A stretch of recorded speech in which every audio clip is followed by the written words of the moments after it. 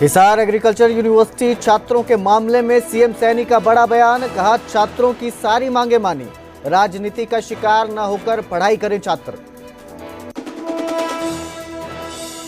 Hisar agriculture university छात्रों के आंदोलन के चलते यूनिवर्सिटी के गेट्स पर कड़ी सुरक्षा, 6 ड्यूटी मजिस्ट्रेट और 4 पर्यवेक्षक अधिकारियों को चारों गेटों पर किया गया तैनात। छात्रों ने यूनिवर्सिटी गेट्स को बंद करने का फैसला 1 जुलाई तक टाला। हरियाणा कैबिनेट की बैठक में 32 एजेंडों को मिली मंजूरी। छात्रों के लिए विशेष छात्रवृत्ति योजना को कैबिनेट ने किया मंजूर। हरियाणा को भविष्य समर्थ बनाने की बड़ी पहल। चंडीगढ़ में हाई पावर परचेज कमेटी की बैठक आज। मुख्यमंत्री नायब सिंह सैनी कर रहे बैठक की अध्यक्षता। कई विभागों की खरीद प्रक्रिया को दी जाएगी मंजूरी। SYL मुद्दे को सुलझाने के लिए केंद्र फिर एक्शन में। पंजाब और हरियाणा के मुख्यमंत्रियों से बातचीत का आह्वान। 10 जुलाई को दिल्ली भयानक आग, आसमान में काले धुएं का उठा गुबार। फायर ब्रिगेड की टीम काबू पाने में जुटी। हरियाणा के कई जिलों में भारी बारिश से आम जनजीवन प्रभावित। प्रशासन ने स्थिति से निपटने के लिए कसी कमर।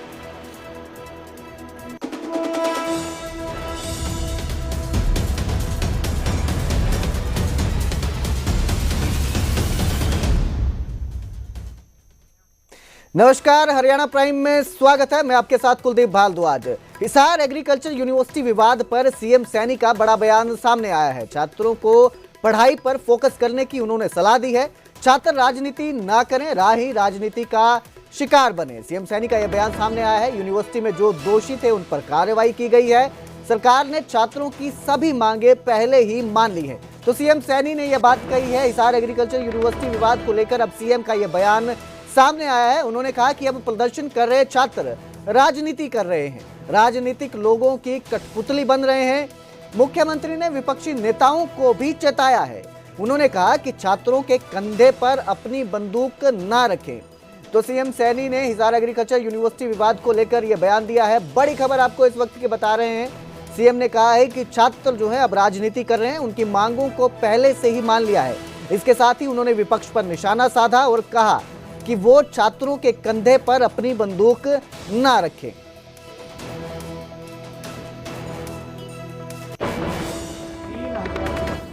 क्योंकि बच्चे हम सब के हैं और आप पढ़ाई करें,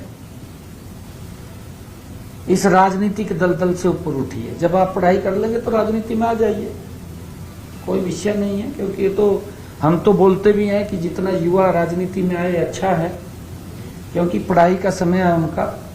और मैं राजनीतिक दलों से भी कहना चाहूंगा कि हमारे बच्चे हैं वो, आप इसके ऊपर राजनीति मत करिए, इससे दूर रहिए। क्योंकि अगर बच्चों की कोई ग्रीवांस थी, हमने उसको दुरुस्त किया है, उनकी सारी बातें मानी है। अगर किसी ने वहां गलती की है उसके खिलाफ कार्रवाई भी की है। क्योंकि बच्चे हमारे हैं और हम बच्चों के उज्जवल भविष्य की कामना करते हैं कि बच्चे पढ़ें और अपने माँ बाप का, अपने प्रदेश का, अपने क्षेत्र का नाम ऊंचा करें। मैं ये अपील करना चाहूंगा। और जो राजनीतिक दल वहां जाकर के उकसाने का काम कर रहे हैं, वो उन बच्चों को जरूर राहत दें। तो वहीं छात्रों ने भी 27 जून को बंद का फैसला टाल दिया है। अब 2 जुलाई को यूनिवर्सिटी बंद करने का छात्रों ने फैसला किया है। शिक्षा मंत्री ने वीसी को लेकर 3 दिन का समय मांगा था, जिसके बाद छात्रों ने उनके आश्वासन पर बंद का जो फैसला है वो टाल दिया है। 1 जुलाई तक टाला है। 2 जुलाई को अब बंद करने का ऐलान किया है। छात्र बोले अब सिर्फ लिखित आदेश ही मान्य होंगे। शिक्षा मंत्री ने फोन पर सभी मांगे मानने का भरोसा दिया। छात्रों ने यूनिवर्सिटी प्रशासन को सख्त चेतावनी दी है और कहा है कि जबरन हॉस्टल खाली करवाया तो तुरंत हड़ताल होगी। छात्र कमेटी ने गुरुवार को मीटिंग में यह फैसला लिया था। 1 जुलाई तक आदेश ना मिले तो 2 जुलाई को पूरा बंद करने का ऐलान किया है, चेतावनी दी है। फिलहाल धरना जारी है। छात्रों ने सरकार को आखिरी मौका दिया है।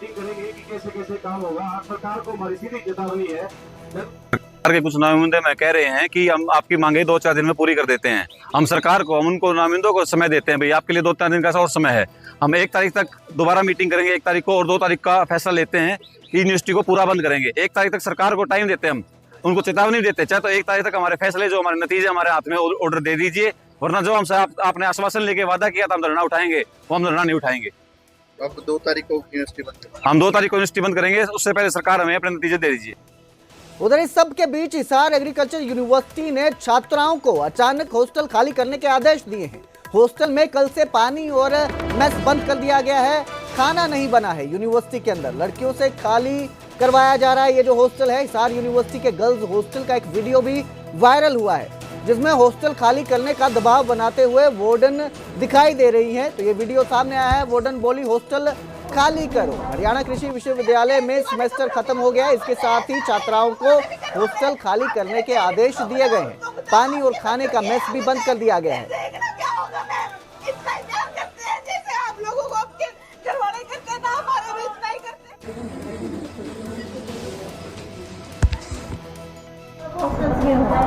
अपने दीवाने कब्रों में हम यहाँ मर रहे हैं सारे, हमारे भी घर वाले।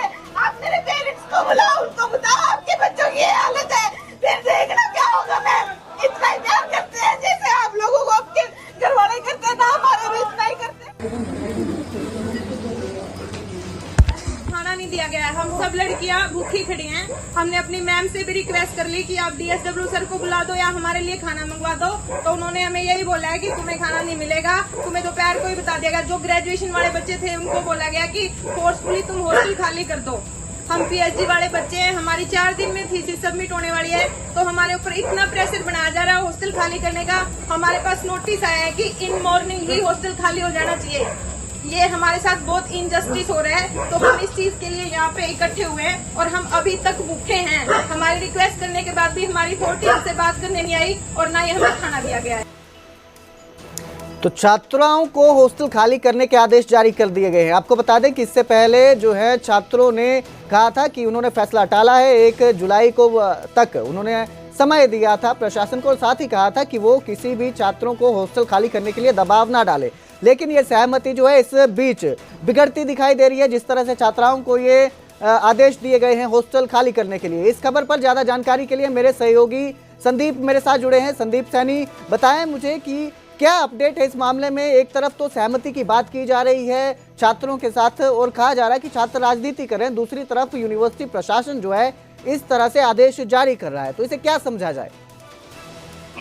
जी, जो सहमति बनी थी वो भी 8 जो मांगे थी उस पर सहमति बन गई थी, लेकिन हॉस्टल जो खाली कराने की कल शाम को बात आई है और छात्रों ने कहा है कि उन्हें खाना भी नहीं दिया जा रहा। वहीं अगर ये यूनिवर्सिटी की प्रशासन की बात कर ली जाए तो उनका कहना है कि ये हर साल हर रूटीन में होता है कि जब छुट्टियां होती है तो अब पेपर हो चुके हैं बच्चों के, और छुट्टियां के लिए जब 1 महीने का टाइम होता है उसमें जो हॉस्टलों के जो रख रखाव का कार्य है, जो मेंटेनेंस है वो की जाती है, और इसीलिए बच्चों को हॉस्टल खाली करने के, जिनके सेमेस्टर पूरे हो चुके हैं और जिनके पेपर हो चुके हैं, उनको आदेश दिए गए हैं कि हॉस्टल खाली किया जाए। वहीं छात्रों का जो आरोप है, उनका कहना है कि कल शाम से उनको आदेश दिए गए हैं कि हॉस्टल खाली कर दे, और ना ही उनको कल रात को खाना दिया गया है। जी संदीप, एक तरफ तो छात्रों ने कल ही चेताया है कि अगर जबरदस्ती हॉस्टल खाली करवाया जाता है तो वो हड़ताल करेंगे।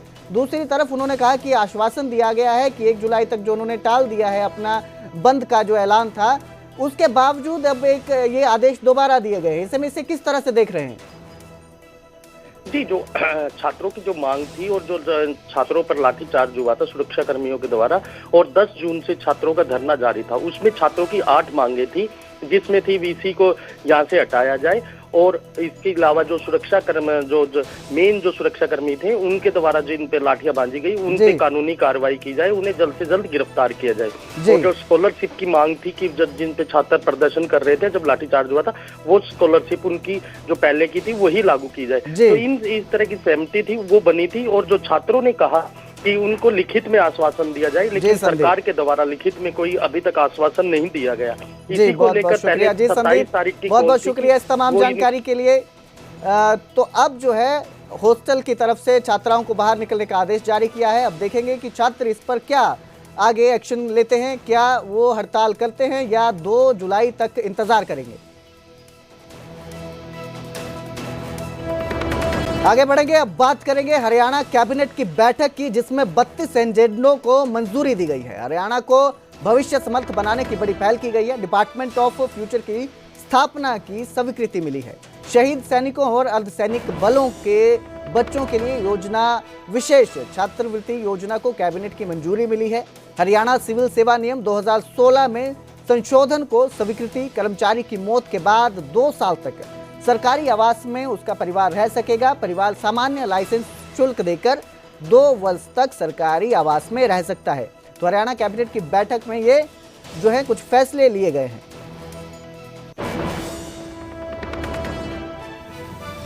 ये भी निर्णय किया गया है कि जो बैठक में हरियाणा सिविल सेवा नियम 2016 में संशोधन को मंजूरी दी गई है, जिन कर्मचारियों की मृत्यु पर